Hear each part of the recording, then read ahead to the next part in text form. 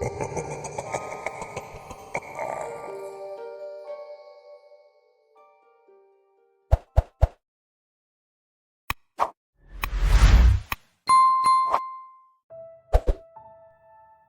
I first got the job, I couldn't believe my luck. I was a very solitary person. I loved to read and be alone. When I saw an ad for a park ranger manning a fire tower, I just about jumped out of my skin. Working overnight at a Walmart wasn't exactly the best job in the world. There are some stories I could tell about that as well, but I applied for the job and was ecstatic that I got it. They made me do a week of training before my first shift. Most of it was dry reading and making sure I was qualified in CPR. They showed me the job's ins and outs, and then I followed in my car as we drove to the tower. In the middle of the day, it was awe-inspiring to stare up at the underside of the tower looming above me, suspended high in the air by the metal pylons. Once I started climbing the narrow metal stairs with hints of rust at the edges, I was somewhat less than excited. In fact, I was terrified. I don't like heights very much. It's not like I go all vertigo or anything, it's just I prefer to stay on the ground.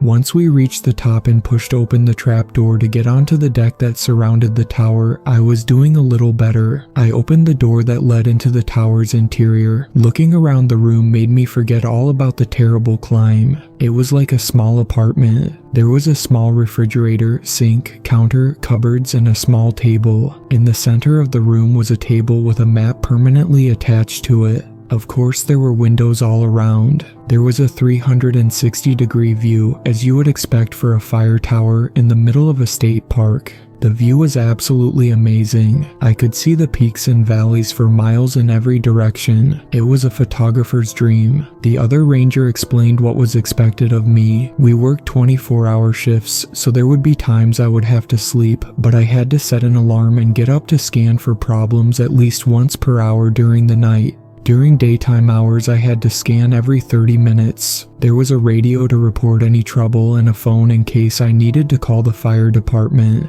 In my mind, I was already drooling at the thought of getting paid to take amazing pictures and sit around reading books. The ranger told me that it was extremely important that I read the rule book first thing. He asked if I had any questions and I said no. He reinforced that I could not leave the tower no matter what until I was relieved. I followed him down the narrow staircase to get my supplies from my car. He got in his truck and hesitated for a moment as if he wanted to say something else, but then he shut the door, wished me well, and drove away. It took me 3 trips to get all my stuff up to the top. At home, it's nothing to bring a few boxes of groceries into the house. Here, it became life and death. I was near the top with the box in front of me when I stumbled on one of the narrow steps and nearly fell over the side. I paused for a long moment to regain my balance before continuing to the top. It suddenly struck me that this job might not be the cakewalk I thought it was. I pushed that thought to the back of my mind and went for my next 2 loads. Basic supplies, books, phone chargers, camera occupied the second and last trips. Once I was up for good, I collapsed into the chair. I was on my way to Napland when I heard static on the radio. I jumped up and grabbed it. "Hello," I said, but no one answered. I figured this was the ranger's subtle way of reminding me it was time to do a check. But lugging 3 loads up the tiny stairs of death had put a serious crimp in my fire watch time. In fact, it had been nearly an hour since the other ranger had left. I did my slow pan around the room, checking each part of the forest for smoke and seeing none. Having successfully completed my first go-around, I celebrated with a bottle of water while I put the groceries away. The cupboards weren't empty, but they weren't a gourmet's delight either. Nearly a full shelf of baked beans didn't exactly thrill me, but I had the supplies that should do me for a few shifts. I sat the bread on the counter and loaded the cold cuts in the fridge. I would get some more options the next time I went shopping.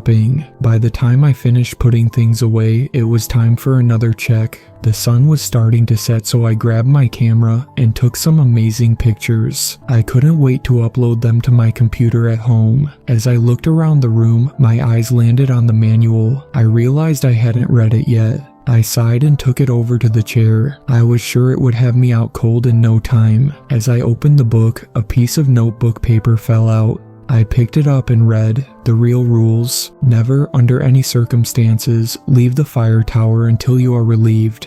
Turn off all lights between the hours of 2 and 3 a.m. If you receive a radio transmission or phone call between those hours, do not answer. If anyone knocks on the trapdoor during those hours, tell them they'll have to wait until morning. Do not open the door. If you see a glowing object floating toward the tower, don't look at it. Cover your eyes and count to 50. When you open your eyes, it should be gone. If not, cover and count to 50 again. If animals surround the tower, don't go down to look. Fire your flare gun into the air twice, 1 minute apart, then lock yourself in the bathroom and hope for the best. I sat the note down and stared at it. Was this a joke? Were they having some fun with the new guy? I wasn't looking forward to getting hazed at 2 o'clock in the morning. I put the note back in the book and skimmed through the manual. It was a real snooze fest of standard rules and nonsense. For the next check, I decided to use binoculars. I was rewarded by seeing a bear and 3 deer. I pulled out my camera and took some pics, but the zoom wasn't quite as much as I needed to get some really good shots. You could still tell it was a bear, but it was a little blurry. I decided to go camera shopping with my first paycheck. What's the use of having this spectacular view if I can't take good pictures of it? Soon after sunset came the twilight. The sky lit up a brilliant orange. I took some more pictures and did my scan. I was just about to go back inside when I noticed a thin wisp of smoke in the distance. I grabbed my binoculars and tried to get a better view, but there were too many trees in the way. I pulled out my compass and got a general direction, then grabbed the radio and called the ranger on duty. I told him I had a fire and gave him the direction and general distance. He acknowledged and said he would check it out. I stayed glued to my binoculars waiting to see the smoke lessen. Minutes seemed to each take an eternity as the smoke continued to rise. Nearly a half hour later, the radio came to life. "Hey, rookie," the ranger said. "Did you find it? Did you put it out? I still see smoke. Did I tell you the wrong place?" I said into the radio all in one breath. "Whoa there," he said. "Everything's fine. It was just a campfire." "A what?" "A campfire," he said. "Nothing to worry about." "A campfire," I repeated in a daze. "Yeah, you'll want to see more smoke and it should be a lot thicker and darker before you call it in." I stood in silence, my face beet red with embarrassment.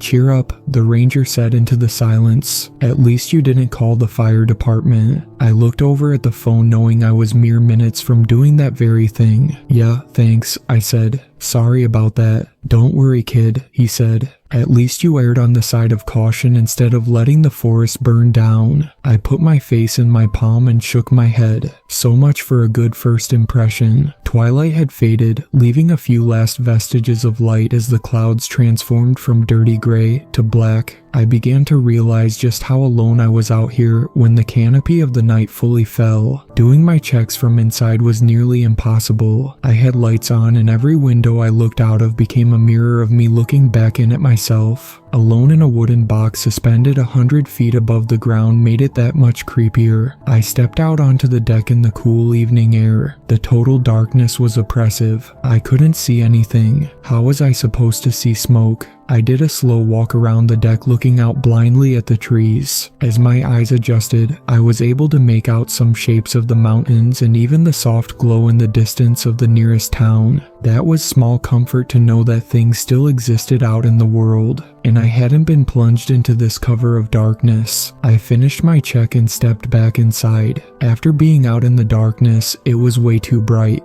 I turned off the main overhead light and the light over the entrance. The room settled into a comfortable glow with enough light to see, but not blind. In fact, it was a little too cozy. I felt a nap coming on. I laid down on the surprisingly comfortable cot and closed my eyes. I woke sometime later to static sounding on the radio. I reached for the radio to answer it, but something in the back of my mind told me not to. I looked at my watch and it said 2:12 a.m. I froze. Looking around the lit room, I thought about the strange rules I had read earlier. I reached up and turned off the light, plunging the room into darkness. As my eyes adjusted and I could see a few things, I looked out the window and could swear I saw someone peering in at me. Just then I heard static on the radio. There was a voice trying to get through, but it seemed too weak. I waited to see if they would call again. A minute later, static sounded again. Beneath it, I heard the voice. It was a little stronger this time. I could just make it out. "Help me," it said in a feeble yet insistent voice. I reached for the radio, but something made me glance at my watch first. It was 2:23 a.m. I faltered and didn't answer. Those creepy rules, I thought. What if they're real? I've already broken one by having the lights on. What happens when you break the rules? I sat in silence, wanting to know the answer, but at the same time, not wanting to know. The radio call came through much more clearly this time. "Help me. Can't anyone hear me? I need help." The voice sounded desperate. I couldn't tell if it was a man or a woman. It had a strange quality that I couldn't quite place. I fought the urge to answer, not knowing if I would be fired for dereliction of duty or not. This what I was out here for. I needed to answer, but my mind just wouldn't let go of those rules. The minutes ticked by like hours. 3 more times the radio sounded out its plea, each time sounding more desperate. I watched the time, counting the seconds until 3. When the time finally came, I picked up the radio. "Whoever was calling for help, please state your position so I can relay help to you," I said. "Who is this?" came the answer on the radio. "This is a park ranger manning a fire tower." "Well, park ranger, I've been on this channel all night, and yours is the first voice I've heard." That's not possible, I thought. "I had several calls for help over the last hour," I said. "Are you sure?" "Absolutely." I wrote down the time of each call. "Then why didn't you answer them until now?" I paused. What could I say? Because a weird list of rules told me not to. "Ranger,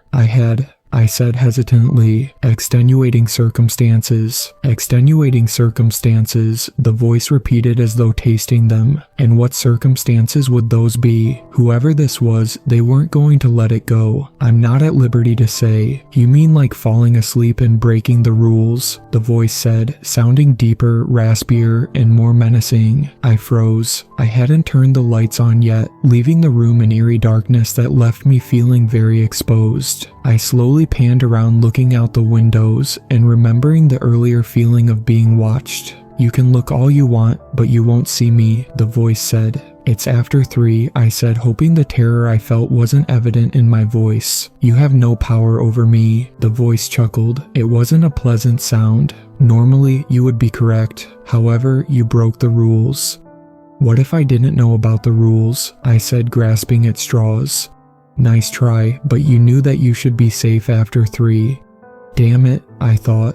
It picked up on that. "So what do you want?" I said, fearing the answer. "We're hungry," the voice said, only now it sounded like many voices speaking at once. "Come down and let us feed." My legs turned to rubber as I stumbled over to the door and stepped out onto the deck. The moon was rising half full, casting light into the darkness. I looked down and saw over a dozen large animals surrounding the tower in a circle, and each one of them was looking up at me. I dove back inside and locked the door. I frantically searched for the flashlight. Once I found it, I picked up the phone to call the ranger's station. There was no dial tone. I hung up and tried again, but still nothing. I pulled out my cell phone, but there was no signal. I paused to clear my head. "Okay," I thought. "You're freaked out right now, but what's actually happened?" A weirdo on the radio, "Some animals around the tower, this list is making you paranoid." Just then I looked outside, and there was light off in the distance that looked like an airplane. The problem was it was heading straight toward me. It was mesmerizing. I found myself staring into the rapidly approaching glow until I realized it was going to ram into the tower. I found the best cover I could, on the opposite side of the room, and surrounded myself with as much furniture as possible. Being that the furnishings were sparse, that meant I dragged the chair over in front of me. I covered my eyes and hoped for the best. I may or may not have mumbled one of those, "I promise I'll be good if you get me out of this," prayers. The seconds tumbled into minutes. Nothing happened. I peeked over the edge of the counter and the light was gone. I breathed a sigh of relief and wondered why I hadn't heard any engine sound. I decided it was because I was too busy ducking for cover. Then it hit me. I grabbed the manual and pulled out the list of rules. There it was, rule number 5. If you see a glowing object floating toward the tower, don't look at it. Cover your eyes and count to 50. When you open your eyes, it should be gone. If not, Cover and count to 50 again. I read over the rules again and realized how many had come to pass. For a long moment, I thought that maybe it was an elaborate joke. Some of the rangers yanking the rookie's chain, but there was too much I couldn't explain. The radio transmissions, the glowing light, the animals surrounding the tower. Then I realized I had broken that rule too. I hadn't fired the flare gun as instructed. I dug through the cupboard where the emergency supplies were kept and found the gun. I grabbed 2 flares and stepped out onto the deck. As I questioned the intelligence of firing flares that could end up causing a forest fire when I was supposed to be trying to prevent them, I heard a strange sound.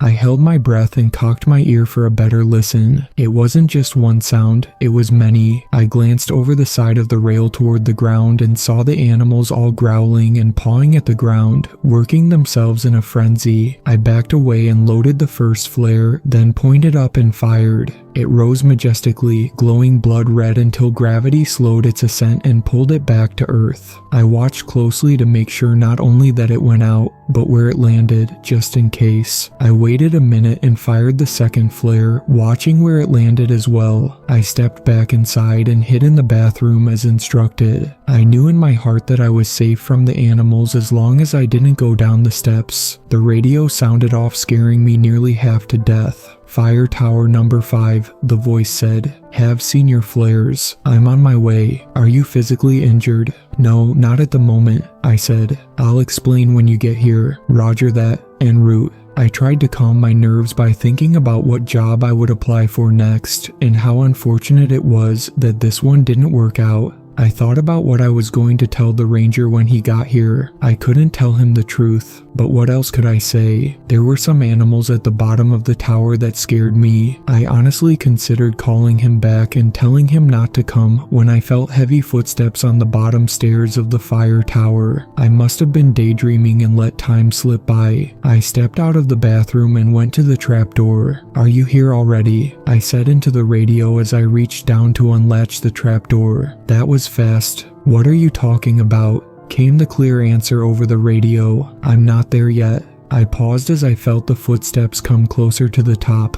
"Where are you?" I said quietly. "I can barely see the tower. I'm probably a mile away." His words hit me like a sledgehammer. I looked down at the bolt I was about to unlatch and pulled my hand back very slowly. "Which direction are you coming from?" I said. "Southeast." I looked in that direction and sure enough, I could see headlights approaching. The radio sounded again but with a slightly different voice. "Tower, ignore that last transmission," it said. "I'm already here, let me in, please." I stared down at the trapdoor as though it wanted to bite me. "Tower, let me in," it said more insistently. I backed away as something began beating on the trapdoor with tremendous force. The boards shook with every impact. I stepped inside and locked the door, then barricaded it with my only loose piece of furniture, the chair. Tower 5, Tower 5, I don't know who that is talking to you, but it isn't me. Do not open that door. Repeat, do not open that door. I backed into the bathroom with the flare gun in hand and locked the door. The pounding on the trapdoor became louder. I knew it wouldn't take much more of a beating. The whole room shook with every impact. I closed my eyes and prayed in earnest this time, and then my salvation came in the form of the engine sound of a pickup truck.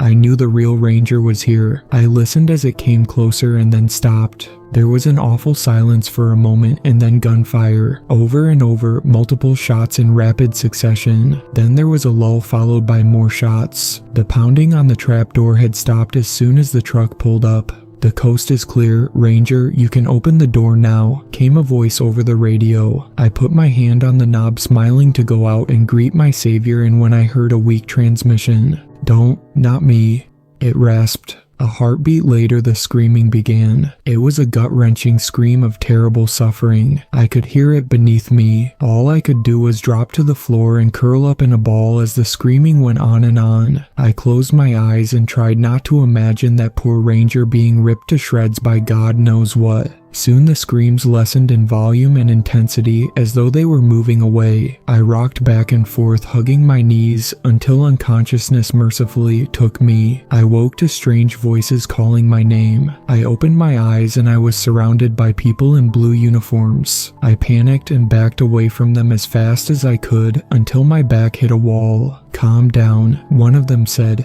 "It's all right." I looked around the room like an animal that had been backed into a corner. I was ready to fight my way out. "Are you injured?" he said. My mind raced to remember where I was. I looked out the window and it was morning. The sun was shining and I could see blue clouds. Everything from last night came back to me in a rush. I looked around the room and saw nothing out of the ordinary. "I'm not injured," I said to the EMT. "Can you tell us what happened here?" a ranger said from behind them. I looked over at the manual that contained the list of rules and for a heartbeat considered telling him to read them. "No," was all I said instead. "Can I go home now?" The ranger glared at me, wanting answers and not getting them is frustrating. "I know. Is he alright to drive?" the ranger asked the EMT. They gave me the once-over, BP, lungs, heart rate, and didn't find anything to be concerned about. "I'd say physically he's fine," the EMT said. The ranger sighed. "Go ahead," he said,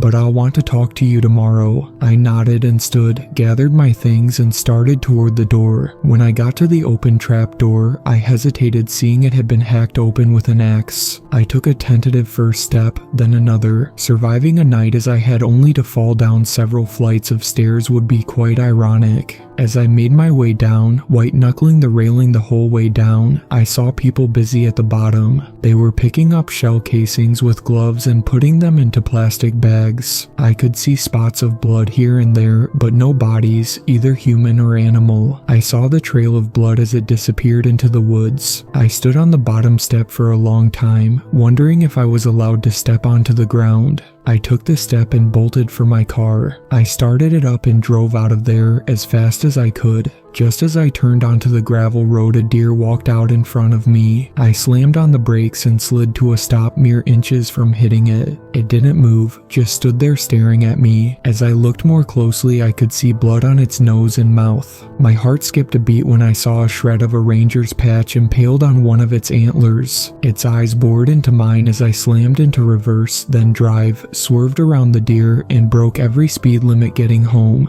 I called my boss and quit as soon as I got there. Then I packed and started looking for a job in the city. Maybe I can find a nice quiet warehouse to guard. But if it has a set of strange rules, I'm walking out, no questions asked.